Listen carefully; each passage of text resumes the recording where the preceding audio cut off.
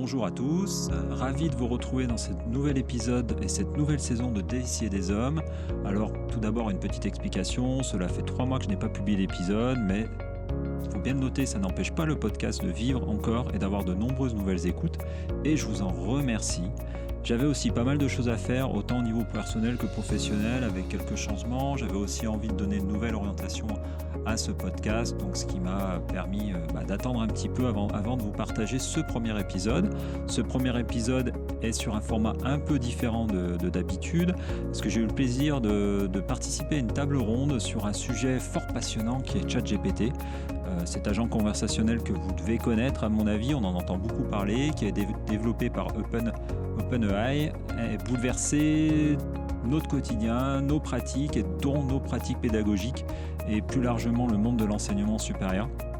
Et on a pu se poser des questions avec différents intervenants. Comment faire face à ce nouvel outil? Quel effet ChatGPT peut-il avoir sur l'éducation de demain? Et donc j'ai pu échanger avec plusieurs acteurs du monde de l'éducation comme Estelle Brusquer de Neuville, qui est chargée des enseignements médias et responsable du projet Média Campus à Audencia, mais aussi avec des acteurs des nouvelles technologies comme Valérian Pep, qui est cofondateur et responsable des partenariats chez Be My Media. On aura l'occasion de reparler de Be My Media puisque j'aurai la chance d'avoir un épisode avec un des cofondateurs. Et enfin avec Mélanie Viennot, qui est présidente du projet Voltaire, que vous connaissez, vous avez déjà entendu parler, je suppose. Donc je vous invite à découvrir ce nouvel épisode et on se retrouve juste après. Merci. Bonjour, bonjour à tous, bonjour à toutes. J'espère que vous nous voyez, que vous nous entendez. Ce qui est pour suivre cette table ronde, aujourd'hui, on va aborder donc un sujet, qui est sur, toutes les bouches et dans tous les esprits depuis novembre dernier, le sujet, ChatGPT, et son irruption, dans vos vies d'enseignants. Hem, on va faire un petit tour de table pour vous présenter. Peut-être qu'on peut commencer par, toi, Nicolas? Bonjour à toutes et à tous. Donc moi, je suis Nicolas Barre, je suis fondateur de la société Stratécie, où on est expert autour de la transformation numérique, et j'ai une petite particularité, c'est aussi que j'enseigne dans différentes écoles, dont Télécom Saint-Étienne, où ce sujet-là est aussi assez important. Mélanie Viennot, je suis présidente du projet Voltaire. Alors ChatGPT, en fait, c'est, effectivement quelque chose qui est apparu il y a pas très longtemps et qui pose beaucoup de questions en matière de grammaire, d'orthographe, mais pas seulement. Voilà, donc on en parlera. Bonjour à toutes et à tous, Valérian Pep, je suis cofondateur de Be My Media, entreprise spécialisée dans la pédagogie et en particulier l'éducation aux médias et à l'information. Et évidemment, ChatGPT nous interroge énormément sur le rapport à l'information des étudiants. Et à distance, nous avons Estelle. Je te laisse te Bonjour à présenter. tous, bonjour de Nantes, en l'occurrence du Média Campus. Donc moi, je suis enseignante à l'école Audencia, donc sur des thématiques en lien notamment plutôt avec l'économie des médias, l'information responsable. Évidemment, ChatGPT, c'est un sujet qui nous concerne tous, qui nous interpelle tous en tant qu'enseignants. Et personnellement aussi, par rapport aussi à mes sujets d'études, puisque je m'occupe aussi du Média Campus, qui est un campus un peu d'un genre nouveau que vous voyez derrière moi, qui mélange étudiants, enseignants, chercheurs et professionnels de la communication des médias, justement sur des problématiques d'expérimentation, de recherche et de production de l'information. Donc, c'est vraiment un sujet qu'on suit de près ici à Nantes. Merci Estelle. Alors, juste pour préciser, on est ensemble pour 1 heure à peu près. Sachez qu'à la fin de la table ronde, vous allez recevoir le lien pour le regarder en différé si jamais vous devez partir plus tôt, puisque je vois qu'il y a des questions qui commencent à arriver. Donc, ne vous inquiétez pas. Si vous ratez la fin, vous l'aurez en vidéo. Tout au long de cette table ronde, vous pouvez poser des questions. On les traitera sans doute plus tôt à la fin, mais n'hésitez pas à ajouter vos questions dans l'onglet questions, si possible. On va commencer du coup avec une petite introduction, Nicolas, sur voilà, on en parle beaucoup, mais on ne sait pas trop comment ça fonctionne, ChatGPT. Est-ce que tu peux nous en dire un peu plus? Alors, je vais essayer de le rendre assez accessible pour tout le monde. Donc, ChatGPT pour Generative Pre-Training Transformer, hein, pour le terme anglais. En fait, c'est une intelligence artificielle qui a appris. Donc, on appelle ça de l'apprentissage par renforcement. Il y a différents types d'intelligence artificielle, dont le machine learning. Donc, en fait, on n'est que dans de l'apprentissage où on lui a mis, alors je regarde mes chiffres parce que je ne m'en souviens jamais, c'est 8 millions de documents au total et plus de 10 milliards de mots. Donc il a appris tout ça, on lui a mis des données et derrière, après, il y a plus de 100 trillions de paramètres dans ChatGPT. Donc ce qui fait des chiffres assez impressionnants. Plus on va lui mettre d'éléments et plus il va apprendre. Ce qui peut être, on y reviendra sûrement après. Mais ce qui peut être un problème parce qu'on va lui apprendre et des fois on va lui apprendre des choses qui sont pas forcément bonnes. Donc voilà, après ChatGPT, pour la petite histoire, existe depuis quelques années. Alors ça a été créé par un collectif, hein, c'est OpenAI qui est derrière, qui a créé ce collectif et qui a amené ChatGPT à ce qu'il est actuellement. On est à la version donc 3.5 et la version 4 devrait arriver dans les prochains jours.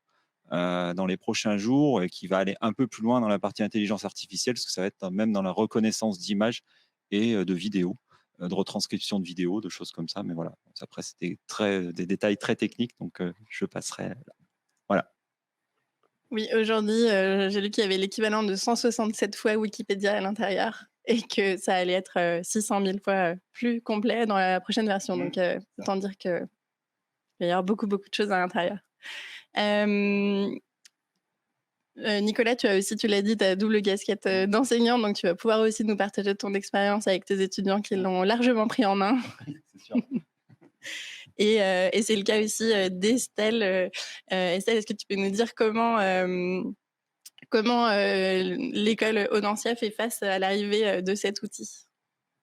Alors, bon, faire face, déjà, bon, on n'est pas en tout cas pour l'instant dans l'opposition. Enfin, et j'insiste sur le fait que c'est vraiment récent, donc on est plutôt dans une phase d'observation, de découverte et d'expérimentation au niveau de l'école Audencia. Et comme nous tous, l'objectif, c'est de se familiariser, de voir déjà individuellement, on a tous été le tester, questionner aussi nos étudiants, savoir comment ils l'utilisaient, est-ce qu'ils y étaient déjà allés. Et puis là, nouvelle phase qui est en train d'arriver chez nous au sein d'Audencia, c'est aussi une réflexion collective de se dire, avec 3 grandes thématiques, en fait, il y a 3 grands enjeux chez nous de ChatGPT, c'est ChatGPT et nos étudiants, comment nos étudiants vont pouvoir l'intégrer ou vont-ils l'intégrer dans les prochaines années dans la façon dont ils vont suivre leurs études, l'utiliser au quotidien. Donc, ça pose un certain nombre de questions. Il y a nous, en tant qu'enseignants, comment nous, on va pouvoir l'intégrer à notre pédagogie.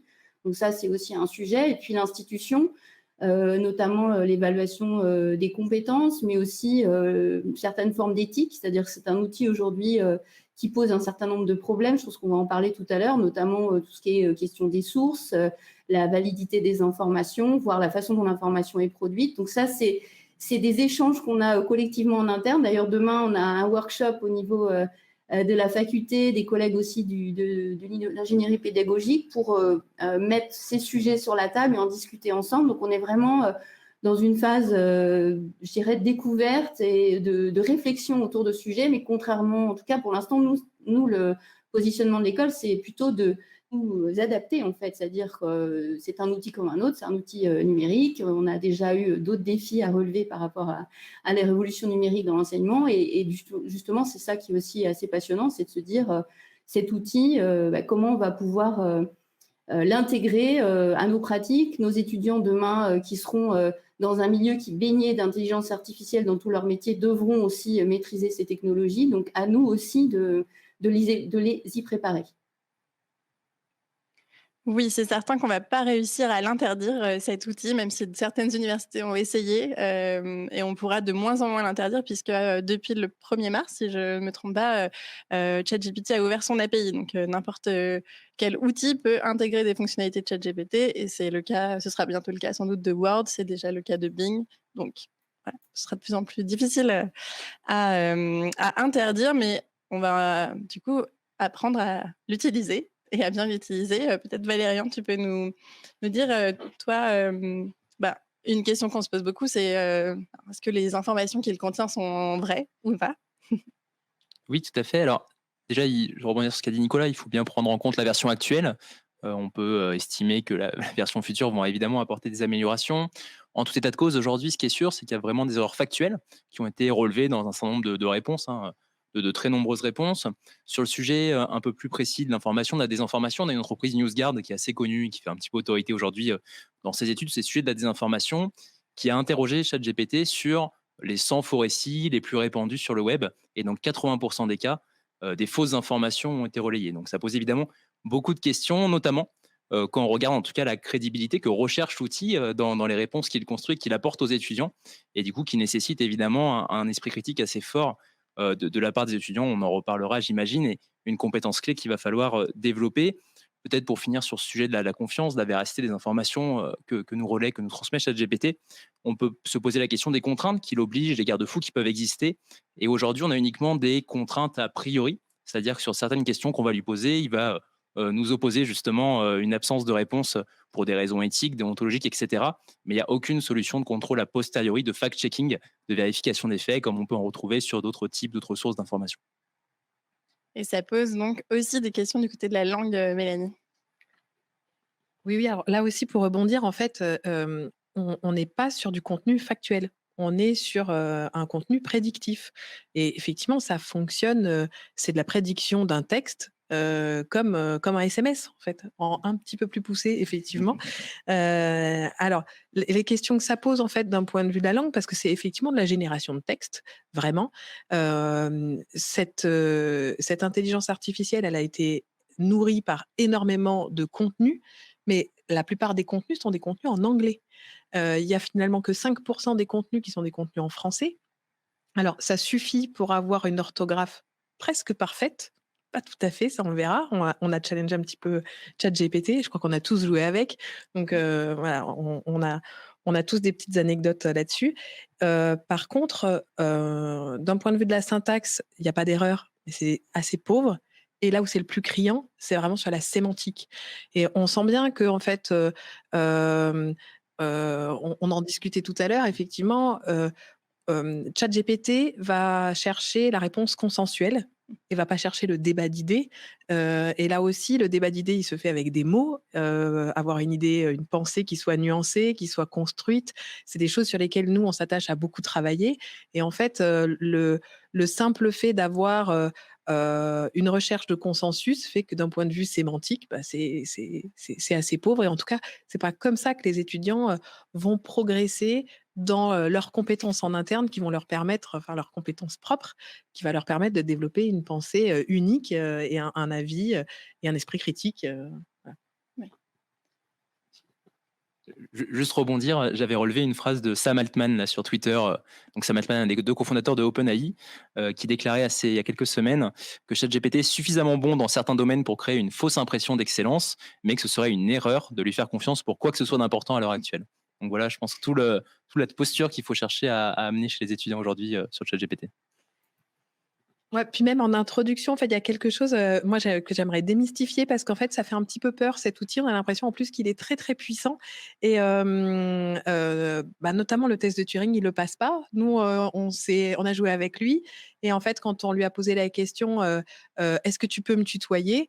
Il a répondu, Oui, je peux vous voyez. voilà. «Oui, je peux vous tutoyer», Je voilà. peux vous Et tutoyer, oui. après: «Que puis-je faire pour vous aujourd'hui?» Et en fait, là, tout de suite, on voit que c'est une machine qu'on a en face de nous, donc il y a quand même une vraie limite, et à partir du moment où on a été confronté à ça, ça fait déjà moins peur.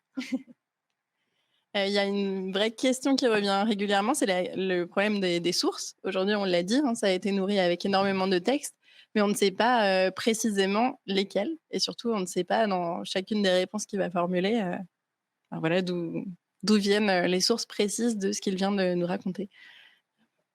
Après, c'est vrai que par rapport à ça, on voit pas les sources, on ne sait pas. On peut même essayer de lui demander, il va pas parce qu'il va agréger, comme je l'ai dit, 8 millions de documents. Il va aussi apprendre de ce qui est dit d'autres, hein, parce que ça, enfin, on l'a dit, il y a encore des choses où on ne sait pas trop, mais j'ai vu aussi pareil des tests qui ont été faits où on lui dit 2 plus 2 égale 5, il dit non, 2 plus 2 égale 4, et en continuant d'insister, au bout d'un moment, il va dire 2 plus 2 égale 5. Donc, pour l'instant, on ne sait pas trop s'il le répercute sur toute sa base de données ou pas.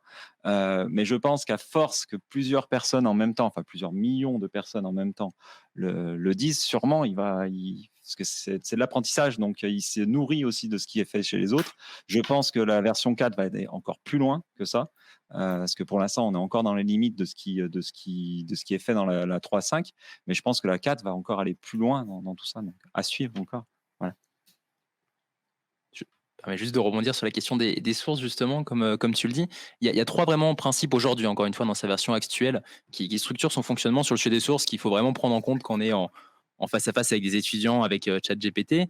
C'est 1, ChatGPT n'informe pas sur ses sources, ni sur l'actualité des données, ni sur la provenance des informations. Donc ça, évidemment, c'est majeur, si on cherche à développer les compétences informationnelles des étudiants. Deuxième sujet, et on l'évoquait avec, Mélanie aussi en préparation, c'est que ChatGPT, quand il a un nombre d'informations assez large, assez important sur un sujet, il va chercher la plus grande neutralité, la plus grande objectivité possible dans son fonctionnement, mais ce qui conduit évidemment à évincer une grande diversité de points de vue, d'opinions qui sont hyper importants pour les étudiants, justement dans la construction de leurs pensées, dans la construction de leurs travaux. Et à l'inverse, quand on va avoir des sujets qui sont très spécifiques aujourd'hui, il va souvent fonder ses réponses uniquement sur une seule source d'information, évidemment en affichant la même crédibilité, la même excellence dans la réponse, alors qu'évidemment le fondement est bien moins solide. Et donc ça, c'est vraiment 3 critères importants à prendre en compte, cette question des sources. Oui, je vois Nicolas dans les commentaires, Nicolas Guy-Lermite qui nous indique qu'il utilise une extension qui lui permet de voir d'où viennent les sources utilisées par ChatGPT. Donc ça s'appelle Web ChatGPT. Merci Nicolas. Estelle, si vous voulez prendre la parole à un moment, n'hésitez pas. Pas de problème. Et il y a aussi la question, voilà, on l'a dit, ça peut contenir des informations qui sont imprécises, et puis c'est des informations qui ne sont pas à jour, puisque ça a été nourri jusqu'en 2021. Et donc tout ce qui s'est passé depuis, pour l'instant, ChatGPT ne le connaît pas.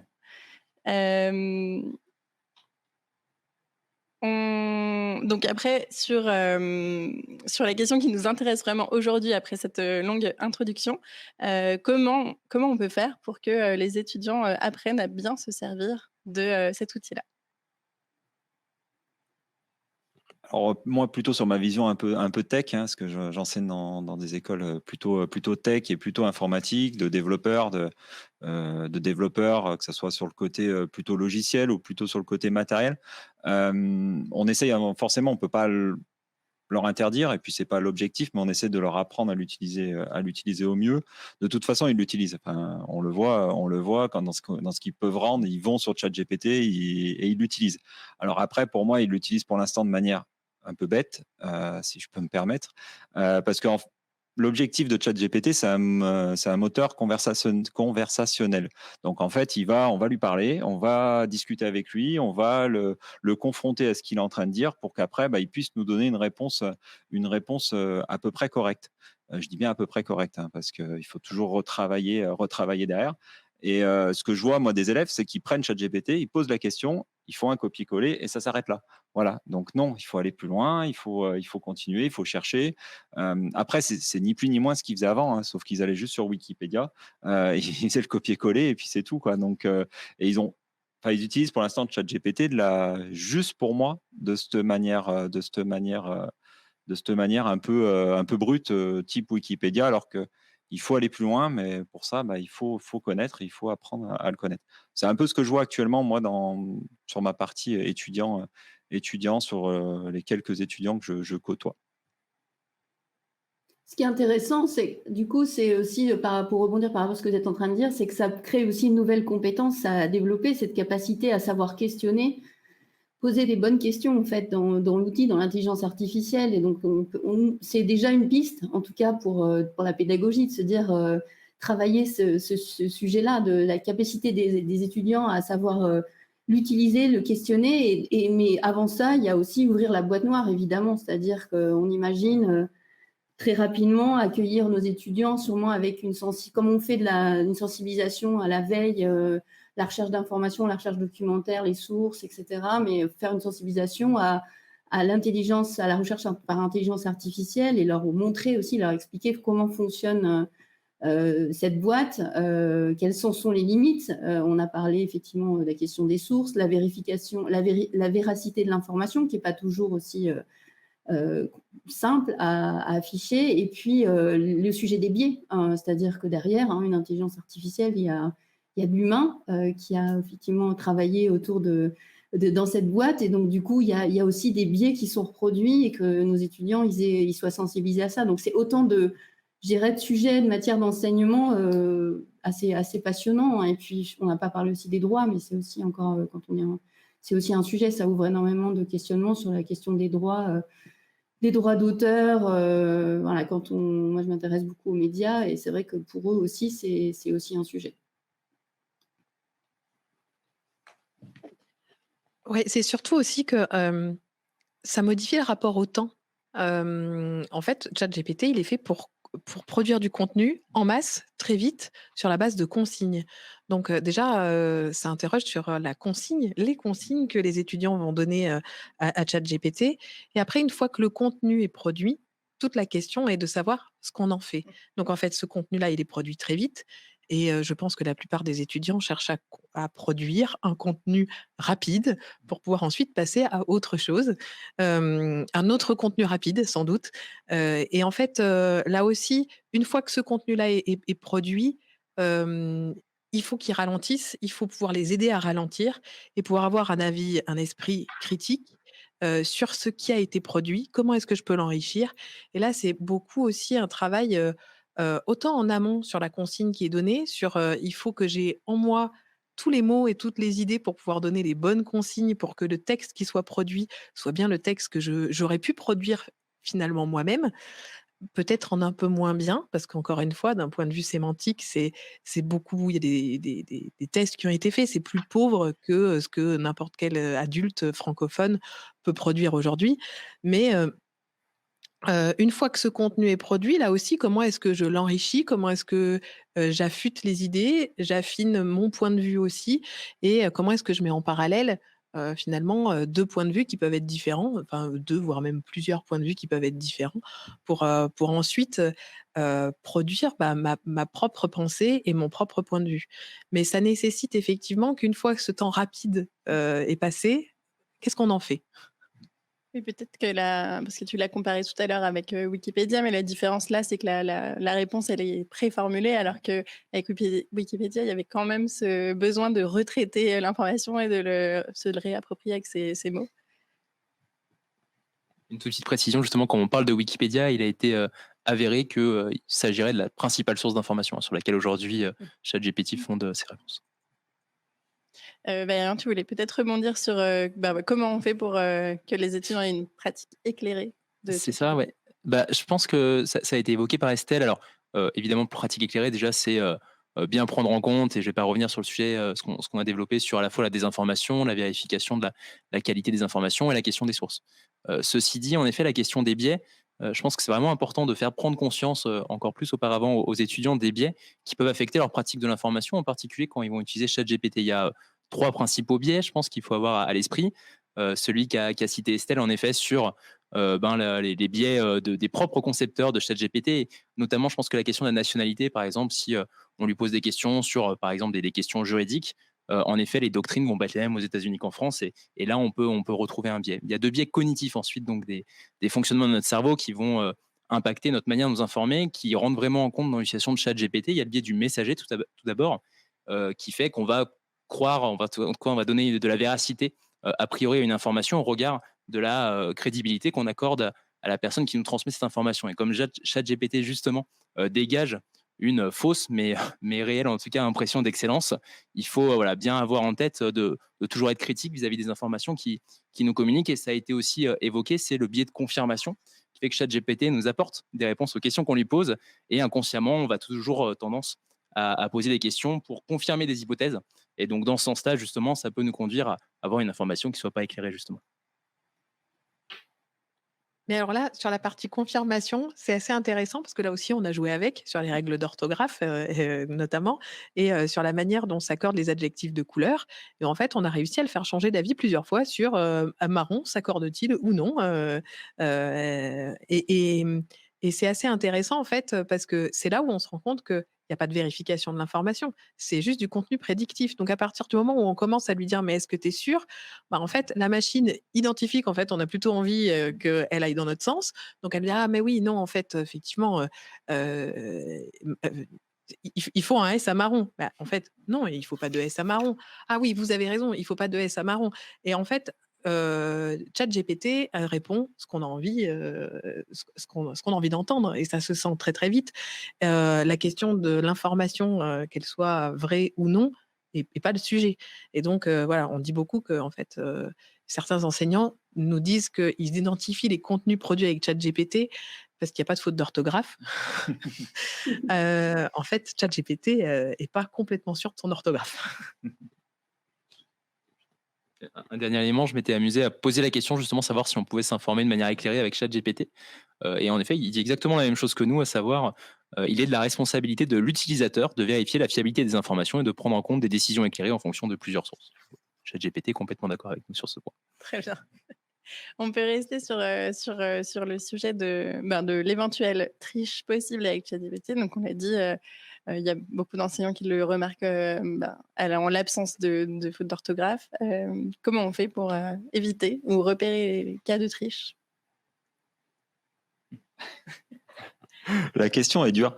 Après, alors, dans la partie, enfin, ChatGPT va même jusqu'à pouvoir donner des lignes de code, hein, ça aussi. Donc, on lui pose, on lui amène, on lui dit sur quel code on veut, et donc il est capable de le faire. Après, avec les mêmes problématiques qu'on peut retrouver sur la partie orthographe, où il ne sait pas tout. Il y a un enseignant, alors je ne sais plus de quelle école, il a fait faire un test à ChatGPT sur le Python, qu'il l'a fait passer aussi à ses élèves.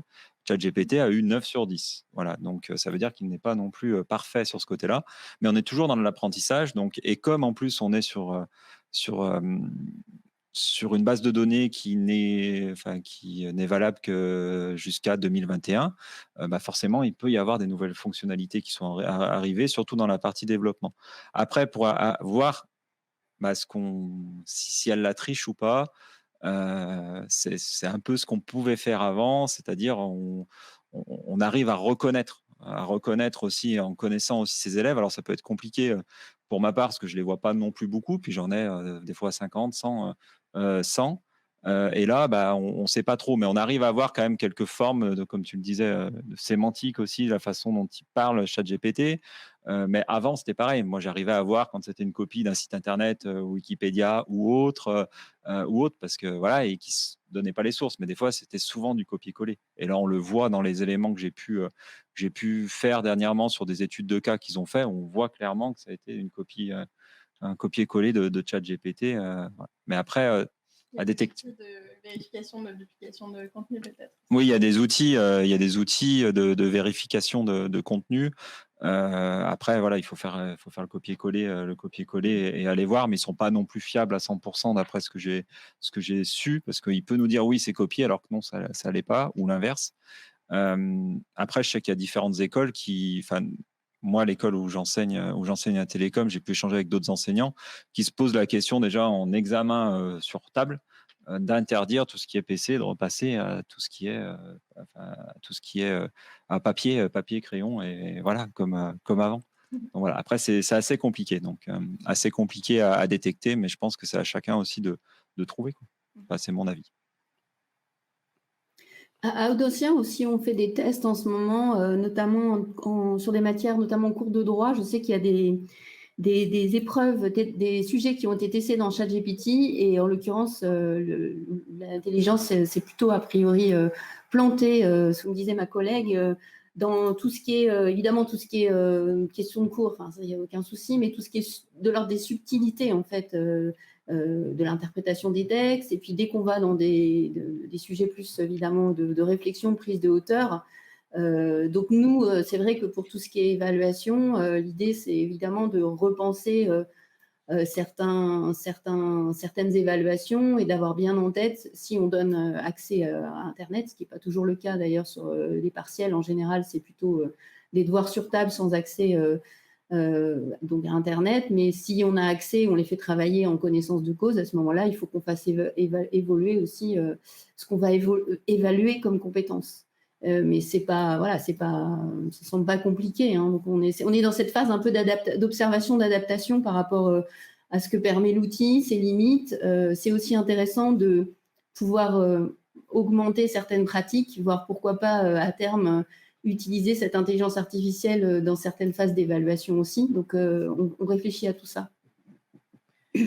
Mais effectivement, je pense qu'il y a triche à partir du moment où il y a interdiction. Mhm. À partir du moment où en fait on intègre ça dans de l'évaluation, bah, au moins c'est clair. On a utilisé ChatGPT et c'est Cécile Catelin qui enseigne le français dans un lycée à Tours, qui expliquait qu'en fait elle avait fait travailler ses élèves sur. Alors elle a d'abord fait travailler ChatGPT, où elle lui a soumis un sujet de type baccalauréat en fait, sur un poème de Guillaume Apollinaire, sur un recueil de poèmes complet. Et donc ben, il y a eu une analyse qui a été faite par ChatGPT, et ensuite elle a fait travailler ses élèves, elle les a confrontés en fait à ce qui avait été produit, et eux-mêmes se sont rendus compte. C'est ce qu'elle explique, hein, c'est que beaucoup se sont rendus compte que finalement, avec leurs propres connaissances, ils auraient pu faire quelque chose de mieux. Donc, ils ont pu éprouver ça. Et là aussi, c'est un point de départ qu'on peut retravailler, sur lequel, en fait, qui est une matière comme une autre, comme effectivement, nous, ben, on allait dans les bibliothèques rechercher de l'information dans des livres. Peut-être pas tout le monde autour de la table, en tout cas pour ma part, c'est ce qui s'est passé. Et puis ensuite, eh ben, on a eu un accès à l'information facilité par tous les moteurs de recherche. Ce que tu disais, c'est que là, en fait, l'accès à l'information est encore plus facile, d'autant plus que il y a même plus de copier-coller à faire, d'agrégation à faire, puisqu'en fait, le texte s'agence par lui-même. Mais pour autant, ça reste toujours une matière brute qu'il faut retravailler, que ce soit en évaluation ou en phase d'apprentissage. Donc, en fait, il y a triche uniquement s'il y a interdiction. Un message très simple justement qui peut être communiqué aux étudiants, c'est qu'aujourd'hui, ChatGPT n'est pas capable de faire preuve de créativité. Et juste ça, du coup, permet de matérialiser le fait que c'est un point de départ, en effet, comme tu le dis, Mélanie, pour des travaux plus importants. OpenAI travaille sur la mise en place d'un filigrane, hein, qui permettrait d'identifier si les contenus viennent de ChatGPT ou non. Un filigrane assez difficile à supprimer. Mais bon, après, on ne sait pas jusqu'à quel niveau ce sera difficile à supprimer. Mais bon, ils apporteront peut-être eux-mêmes la réponse à la question qu'ils nous ont posée de comment vérifier les tricheries. Est-ce qu'il y a de possibles utilisations donc en classe? On a évoqué un cas. Nicolas, toi, tu l'as déjà utilisé en classe. Tu peux nous parler de ton expérience? Enfin, les étudiants l'ont utilisé. Surtout, en fait, on a des cas, donc surtout sur la partie sécurité du système d'information. J'ai pas parlé de la partie code, mais enfin, c'est pas ma spécialité. Mais sur la partie sécurité du système d'information, ChatGPT est capable de pouvoir détecter des failles de sécurité et de créer donc une manière d'exploiter cette faille de sécurité. Donc forcément, c'est sur des failles connues d'avant 2021, parce que toutes celles qui sont arrivées récemment, il ne les connaît pas. Et aussi, on peut avoir, par exemple, la création d'emails de phishing, donc d'hameçonnage, qui peuvent être créés, où ChatGPT peut nous aider à le créer. Donc, bien entendu, comme on est toujours dans ce moteur de conversation avec lui, il faut lui indiquer différents éléments pour lui amener du contexte. Je crois que ça a été dit plusieurs fois, mais c'est ce contexte qu'il faut lui donner. C'est pas on va lui donner une première info, mais il va y en avoir d'autres à lui donner pour arriver à quelque chose de correct. Parce que on parle, il y a des termes qui sont beaucoup utilisés dans ChatGPT, c'est toute la partie prompt. Donc le prompt, c'est la question, et derrière, après, on va lui amener de la tonalité. Quelle tonalité je veux lui donner? Est-ce que je veux du sérieux? Est-ce que je veux de l'humour? Est-ce que je veux donc on va lui amener certaines choses pour rendre le contexte le plus intéressant et adapté aussi à ce que vous voulez faire. Donc c'est toujours sur ce cas-là. Après, il peut y avoir tout un tas d'autres choses, parce que on est sur l'ouverture pour l'instant de ChatGPT, donc avec les API qui vont être mis à disposition. Donc là, tout le monde est un peu en train d'apprendre à l'utiliser, à l'intégrer dans ces différents outils. Et c'est là où ChatGPT peut peut-être arriver à faire quelque chose. Mais on en parle beaucoup à l'époque, on parlait beaucoup des chatbots. Les chatbots, c'était ni plus ni moins beaucoup de ChatGPT derrière, hein, sauf que c'était d'autres technologies que pouvait faire IBM ou Google. Mais là, ChatGPT va encore plus loin, parce que il a déjà du contenu. Donc, il va falloir lui ramener d'autres contenus, du contenu spécifique, on va dire, à chaque métier qui va découvrir, parce que c'est ça. Et c'est peut-être là où je ne sais pas jusqu'où va aller ChatGPT, quoi. Mais, voilà. Mais après, voilà, il y a différents. On peut l'utiliser pour plein de choses, mais moi, sur mon domaine, c'est ce qu'on voit. C'est pour aider à développer du code, pour aider à trouver, à s'aider sur des failles de sécurité, pour aider à créer des messages de phishing.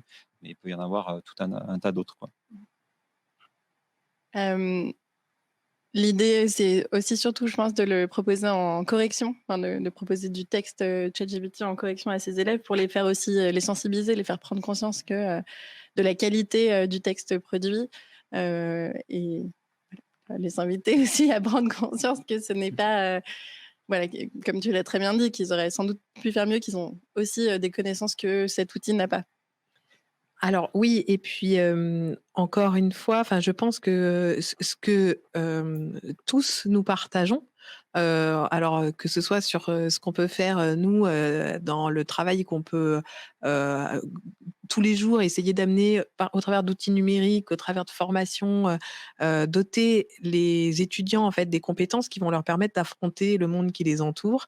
Ben, ça veut dire qu'il ne faut pas rester en silo et qu'il faut, vivre avec les outils auxquels ils seront confrontés ensuite, eux, dans leur vie personnelle et professionnelle. Et c'est vrai que, là-dessus, je pense qu'il est important de leur doter, de les doter de compétences qui sont des compétences nouvelles, et surtout de renforcer des compétences, heu, finalement, qui ont été peut-être un peu mises de côté à un moment donné, mais aiguiser son esprit critique, c'est ce que tu disais tout à l'heure, aiguiser son esprit critique, et puis, pouvoir, comparer des sources de données, pouvoir faire sa propre opinion, savoir comment sont produites les informations, d'où elles viennent, pour pouvoir les intégrer ou non dans sa réflexion. Ça fait partie, des choses qui sont des compétences essentielles, comme le fait de pouvoir comprendre ces outils, comment ils fonctionnent, parce que ça relève du même principe. Et puis, ben, nous, c'est vrai aussi qu'on va beaucoup travailler sur les questions de vocabulaire, de structuration de la langue, parce que c'est ce qui vraiment va permettre, d'avoir du recul sur tous ces outils-là, de savoir bien les utiliser, et puis d'aiguiser sa propre pensée, une pensée nuancée, une pensée qui soit plus complexe. Là aussi, manipuler des concepts abstraits, c'est pas ChatGPT qui va le faire à la place, des étudiants, eux-mêmes, hein. C'est une compétence qui doit être un réflexe chez eux, qui doit être ancré profondément pour pouvoir utiliser intelligemment ces outils. Donc, hem, je pense surtout que le côté est-ce qu'on l'interdit ou est-ce qu'on l'interdit pas, on de toute façon, ils vont nous l'imposer, les étudiants vont l'imposer parce qu'eux-mêmes l'utilisent, et finalement, nous-mêmes, que ce soit dans nos pédagogies ou que ce soit, enfin, soit en présentiel ou que ce soit sur des outils numériques, nous-mêmes devons l'intégrer aussi. Alors c'est vrai que moi j'essaye de l'utiliser aussi, pour lui faire produire des textes. Au final, j'ai toujours tout réécrit parce que rien ne me satisfait de ce qui est produit. Mais ça reste quand même intéressant et ça reste, finalement un outil sur lequel, je pense que nous-mêmes, on est en phase d'apprentissage, savoir l'utiliser, en tant que pédagogue. C'est un outil qui est récent, et vos étudiants, quand ils vont arriver sur le marché du travail, ils auront aussi sans doute besoin de l'utiliser, dans leur vie, professionnelle. Donc, leur apprendre à l'utiliser, à l'école, ça leur servira aussi, dans le futur. C'est d'autant plus important qu'on est sur un sujet vraiment de société par rapport au sujet de la vérification de l'information. Là, on voit un outil, ChatGPT, qui produit, c'est la vitesse aussi qui est frappante, c'est-à-dire qu'on produit des textes à une vitesse incroyable, et donc ces textes, sans savoir effectivement leurs sources ou s'ils sont vrais ou ils sont faux, bah, c'est autant autant d'éléments qui vont nourrir la désinformation. C'est une nouvelle étape, à mon avis, pour le modèle, en tout cas économique, de la désinformation. Et donc, du coup, on est face à un enjeu majeur, nous, enseignants et nos étudiants, c'est d'avoir cette capacité à avoir un regard critique par rapport à ce qui est produit, et d'être capable aussi de se dire, voilà, je prends du recul et je ne vais surtout pas faire circuler cette grosse masse d'informations, cette masse d'informations qui est produite si facilement, si rapidement, et alimentant ainsi un cercle de désinformation. Je pense que c'est aussi un enjeu de société, et c'est là où nous, on a une vraie responsabilité en tant qu'enseignants, c'est vraiment se renforcer ces compétences qui sont anciennes, hein, compétences effectivement, vérification des sources, vérification de l'information, le regard critique aussi, prise de recul, et Et on en aura effectivement encore plus besoin maintenant qu'on va baigner dans une société nourrie d'intelligence artificielle. Donc, je pense que c'est vraiment un sujet important. Justement, sur ce sujet, pour plonger un petit peu, je pense que c'est vraiment en termes de pédagogie intéressant de proposer en correction parallèle pour mettre en perspective des productions de ChatGPT. Et ce qui est encore plus intéressant selon moi, après, c'est quand il a fait des erreurs, justement, d'analyser, de déconstruire pourquoi il a fait ces erreurs. Est-ce que c'est parce qu'il ne s'est pas basé sur une pluralité assez importante de sources? Est-ce qu'il n'y a pas eu d'action de vérification des faits? Ou au contraire, quelles ont été les actions correctives mises en place par les étudiants pour pallier à ces erreurs? Donc, je pense que justement, en termes d'éducation et de développement de la pensée critique, de l'esprit critique, ça peut être un outil qui est justement mobilisé de manière intéressante aussi pour justement construire le rapport des étudiants et futurs professionnels à des outils de ce type qui, on est tous d'accord, je pense, seront de plus en plus incontournables demain. Et vraiment aussi pour compléter ça, c'est vrai que je le vois actuellement un peu dans le milieu éducatif, hein, où ma compagne est institutrice, j'ai pas mal de gens autour de moi qui sont dans l'enseignement et en fait qui commencent à l'utiliser. Mais pas tous, parce qu'on sait que certains enseignants n'iront pas, parce que il y a aussi une part de fracture numérique à ce moment-là. Pour avoir aussi été me confronter un jour à des écoles primaires sur le sujet de la cybersécurité, donc c'est pas le sujet ici, mais je me dis déjà sur un sujet aussi important de données personnelles, de cliquer n'importe où, etc. Ils savent pas. Ils savent pas, donc je me dis sur du chat GPT, bon, ça arrive, hein, c'est hyper récent, mais demain, des élèves, ça va être dans combien de temps qu'ils vont vraiment commencer à comprendre ce que c'est ChatGPT, peut-être dans 10 ans, dans 15 ans, quand ils arriveront en enseignement supérieur. Et je trouve que euh, si moi je fais le parallèle à mon cursus, moi je suis arrivé aussi, c'était l'arrivée de Google, et on était un peu dans les mêmes problématiques finalement, parce que Google nous amenait tout un tas d'informations, et qu'est-ce qu'on en fait? Qu'est-ce qu'on en fait? Donc on a fait aussi, je pense, on a fait aussi ce copier-coller qu'on a pu faire aussi quand on était étudiant. Comme toi, Mélanie, j'ai connu la bibliothèque où, pareil, on recopiait des fois bêtement le texte sans le citer, sans le sourcer. Et ça revient à tout ce qu'on dit. C'est à un moment, il faut l'esprit critique. Il faut aussi prendre du recul par rapport à ce qu'on lit, ce qu'on voit. Et ChatGPT, c'est ni plus ni moins ce qu'on vit depuis quelques années. Voilà. Et quelque chose qui est fondamental, Estelle parlait de la dimension sociétale de l'éducation à ChatGPT, c'est qu'aujourd'hui, ChatGPT, c'est uniquement l'information jusqu'à fin 2021, si je ne dis pas de bêtises. Et c'est pas encore, et on peut imaginer que ça va arriver dans quelques mois ou quelques années, l'information d'actualité. Mais si demain, ChatGPT nous produit de la même manière des réponses sur n'importe quelle question d'actualité qui sont vraiment le fondement à partir duquel tous les étudiants et nous aussi, évidemment, on construit notre compréhension du monde, on construit nos compétences personnelles, professionnelles, etc. Là, ça va être encore, d'un point de vue sociétal, plus important, ça va être vraiment majeur de savoir se positionner correctement face à ChatGPT. Mais c'est vrai, tu le dis, c'est fin 2021. On entend qu'ils devraient se reconnecter à un moment à certaines sources. Ils veulent se reconnecter, par exemple, à Twitter. Voilà, on connaît Twitter, ce qu'il est en train d'arriver avec l'arrivée d'Elon Musk. Il faut savoir qu'Elon Musk était quand même dans les premiers, à l'origine d'OpenAI. D'OpenAI, il s'en est enlevé, je sais plus quelle année. Donc c'est aussi important de se dire à un moment, il va venir se connecter à des données qui sont peut-être pas forcément fiables. Parce que on sait tous, Twitter ou les réseaux sociaux dans leur intégralité, il y a beaucoup d'infos qui circulent et beaucoup de fake news aussi qui circulent.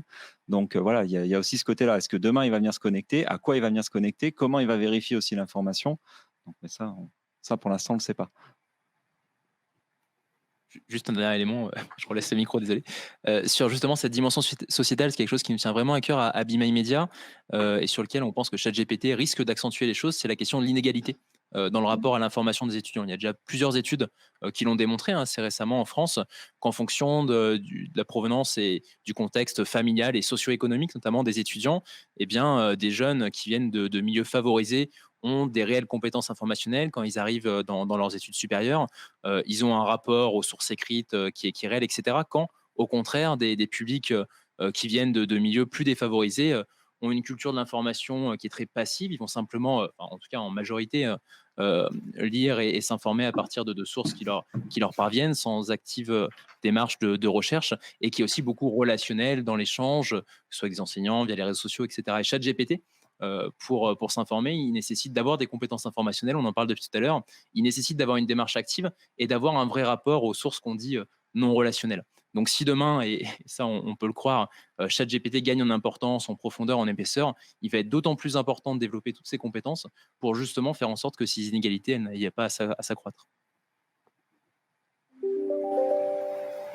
Oui, d'autant plus que, sur les sujets qui sont les tiens, à partir du moment où on est sur une génération de texte, très rapide, de fait, on va pouvoir donner de l'ampleur et de l'écho à certaines théories ou à certaines fausses informations, et que, démentir ces informations, c'est ce que tu disais tout à l'heure, va prendre encore plus, va demander encore plus d'efforts, et donc, toute cette nouvelle génération, il faut absolument pouvoir leur donner les clés, et les outils pour éviter, pour éviter d'être désinformés, encore plus que, ce qui pourrait l'être, du fait de ces outils-là, qui vont produire énormément de textes. Mmh. Alors, on va peut-être garder quelques minutes pour répondre aux questions qui ont été posées dans le chat. N'hésitez pas à en ajouter d'ailleurs. On nous demande si on peut avoir des précisions sur le corpus d'entrée, quelle langue, quelle source, et surtout, est-ce que le moteur continue d'apprendre? Alors, les langues, c'est, comme tu l'as dit, je crois, Mélanie, c'est 95% en anglais. Après, le reste, j'en sais pas bien plus. Les sources, c'est tout ce qu'il a pu trouver en source. Il était connecté à Internet jusqu'à 2021. Il était connecté à Twitter. Il était connecté à d'autres éléments, donc en fait à Wikipédia. Et il était connecté à des sources de bibliothèques ou de choses ou d'éléments. Mais après, voilà, on n'a pas vraiment de. Enfin, il y a eu 8 millions de docs, hein, donc c'est assez énorme. Mais c'est surtout de l'anglais. C'est surtout de l'anglais. Et est-ce qu'il continue d'apprendre? Je crois que c'était ça la suite de la question. Oui, parce que c'est le principe de la méthode par apprentissage. Donc, il continue d'apprendre, mais que ce qui les nourrit des gens, des utilisateurs. Donc, typiquement, on sait qu'on peut copier des textes dans le moteur de conversation où il peut le résumer, donc forcément il les enregistre parce que faut savoir, quand vous faites une conversation et quand vous la reprenez, il est capable de se rappeler de ce qu'il vous a dit avant et de pouvoir continuer, donc forcément il l'a dans sa mémoire. Ouais, l'exemple, c'est quand au tout début, quand on demandait à ChatGPT combien de lettres il y avait dans le mot 6, il répondait 6. Maintenant, quand on lui demande combien de lettres il y a dans le mot 6, il répond le mot 6 c'est un mot de 3 lettres. Donc, il s'améliore, il apprend de nous autant qu'on apprend de lui, peut-être. Agnès nous fait remarquer que contrairement à Wikipédia, qui est un site sur lequel on peut contribuer et corriger, avec ChatGPT, on ne peut pas, on peut pas indiquer quand il y a des fausses informations. En tout cas, il faut le dire à l'outil. Et peut-être qu'au bout d'un certain nombre de signalements, il corrige. Peut-être. C'est très flou. Pour les sujets politiques, l'outil est limité. Comment cela impacte l'apprentissage? Je ne sais pas si Valérian, tu as une réponse. Globalement, je pense que ça rejoint la problématique de la pluralité des sources, hein, qu'on a évoquée sur des sujets très spécifiques ou celui-ci qui n'est pas tant finalement. En effet, et c'est là où il y a toute une pédagogie à faire justement, sur tout ce qu'on s'est dit, hein, sur l'esprit critique, sur les compétences informationnelles, la curiosité, d'aller chercher, comparer les points de vue, les sources. Donc en effet, et encore une fois, on parle de la version actuelle. On verra sur les versions futures, on verra sur la question d'information d'actualité. Donc pour l'instant, pas beaucoup plus d'éléments à apporter que ce qu'on s'est dit jusque-là. Et Paul nous parle aussi en fait de la maîtrise d'un outil qui est entre les mains des étudiants et de nous depuis bien plus longtemps, qui est Google. Et selon lui, les étudiants ne maîtrisent déjà pas Google aujourd'hui. Et donc, ça révèle, selon lui, un problème beaucoup plus large vis-à-vis de la connaissance du web, des sources et de la connaissance en général des utilisations des nouvelles technologies. Juste un tout petit point, on en a très rapidement parlé, je crois. C'est la question des données, quand même, qui est des données personnelles, qui est très importante et où le flou est artistiquement entretenu. Aujourd'hui, a priori, l'ensemble des données sont stockées, sont gérées aux États-Unis. Peut-être que tu pourras nous en dire plus, Nicolas. Et a priori, le respect des réglementations qui ont lieu, tiennent en vigueur en France, est pas là. En fait, oui, ça pose des questions sur les données personnelles, d'autant plus que Microsoft investi beaucoup dans ChatGPT, dans OpenAI, donc la maison mère de ChatGPT, parce que je crois que le dernier investissement était de l'ordre de 45 milliards de dollars. Donc c'est quand même assez vertigineux. C'est le premier à l'avoir intégré dans leur moteur de recherche Bing. Donc ça pose forcément des questions de données personnelles, de savoir où elles sont stockées, comment elles sont stockées. Pour l'instant, il n'y a pas, on n'en sait pas vraiment. On ne sait pas vraiment ce qu'il en est. Je crois pas que, enfin, je crois qu'au niveau de la CNIL, ils s'en sont pas encore saisis, mais on commence à voir bouger des choses au niveau du gouvernement. Donc je pense que ça ne saurait tarder aussi de se poser toutes ces questions-là. Après, pour l'instant, on ne sait pas. On ne sait pas. Donc ça va forcément être un sujet parce que c'est arrivé. Alors même si ça existe depuis quelques temps, mais ça a pris de l'ampleur depuis quelques mois. On en entend énormément parler. Donc on va devoir apprendre. Après, qu'est-ce qui stocke en données personnelles? Pour l'instant, enfin, je pense pas qu'on puisse poser des questions comme Google où on disait recherche-moi Nicolas Barr et dis-moi qui il est. Et donc pour l'instant, on n'a pas ça. Enfin, on n'a pas ce côté-là. Après, pour moi, ça pose cette question-là, mais au-delà de parce qu'on parle d'intelligence artificielle, on parle de ChatGPT, mais on a toutes les autres intelligences artificielles qui arrivent. Forcément, Google s'y est mis très rapidement dessus, a annoncé très rapidement dessus avec leur intelligence artificielle qui a le même nom que mon nom de famille, avec Bar, et où on a vu qu'ils ont fait un... Ouais, je suis en train d'en parler avec Google. Mais voilà, mais où on voit qu'ils se saisissent tous du sujet parce que Bing a mis, donc le moteur de recherche de Microsoft a mis ChatGPT derrière. On peut l'utiliser et on voit aussi poindre, comme tu disais tout à l'heure, dans Word, dans PowerPoint. Le ChatGPT 4 va amener de l'intelligence artificielle sur de l'image, mais qui existe déjà avec DALL-E, qui est aussi OpenAI. Donc en fait, pour l'instant, on a OpenAI qui est au-dessus et qui gère un peu toute cette partie-là. Donc sur la partie données personnelles, c'est une vraie question. C'est une vraie question. Guillaume nous demande dans quel cadre l'outil est aujourd'hui utilisé en entreprise pour savoir quel lien il pouvait faire avec ses étudiants, dans quel domaine, quels apprentissages. C'est moi qui réponds. En fait, encore une fois, c'est un générateur de texte. Donc, je parlais des prompts tout à l'heure. À partir du moment où en fait on lui donne les bonnes indications, on peut créer des textes à la volée. Alors, ça peut représenter autant un danger quand on veut diffuser très rapidement de la désinformation. On peut produire très facilement et très rapidement énormément de données qui vont être référencées sur Google, parce qu'aujourd'hui Google référence les données produites par ChatGPT de la même manière que les données produites par un être humain. Mais en entreprise, ça peut aussi être un point de départ, là aussi sur des textes qu'on peut retravailler.